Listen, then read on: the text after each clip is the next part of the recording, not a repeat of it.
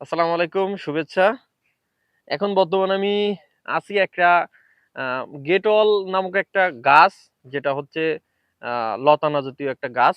যেটা বিভিন্ন দেয়াল, তারপর হচ্ছে মানে কাঠের দেয়াল হইতে পারে, বাঁশের দেয়াল হইতে পারে, মাটির আ যে ঘরগুলো আছে সেখানে হইতে পারে। সেটা পাশাপাশি হচ্ছে দালান কোঠা, যেগুলো বড়, বড় উঁচু দালানগুলো আছে, সেটাও কিন্তু এই গাছগুলো হইতে পারে অথবা লাগানো যাইতে পারে। এটার নাম হচ্ছে গেটওয়াল।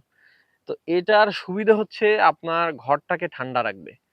বিশেষ করে যে আ বিল্ডিং যে এলাকায় বেশি, বিশেষ করে ঢাকা শহর, চট্টগ্রাম, বিভিন্ন জায়গায় যেগুলো বিল্ডিং বেশি, সেগুলো এই গাছগুলো লাগাইতে পারেন।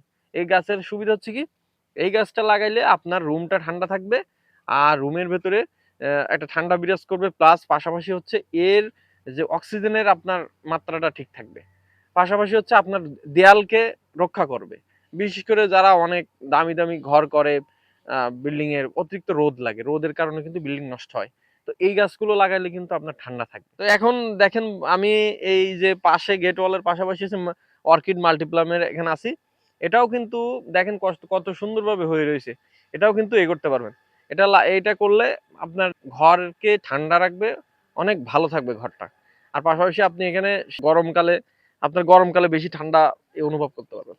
তো এটা সবাইকে লাগানোর অনুরোধ রইলো। আর এগুলো চারা আসলে সব জায়গায় পাওয়া যায়, বিভিন্ন নার্সারি আছে।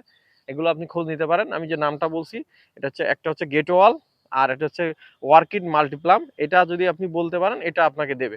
এটা কিন্তু প্রচুর হয়। এটা খাবারের কোনো সমস্যা নেই। এটা মাটি থেকে ওরা খাবার এগুলো নিতে পারে। এটা এক্সট্রা ভাবে কোনো দেওয়া লাগে না। মাঝে মধ্যে একটু গরমের সময় একটু পানি স্প্রে করা লাগে।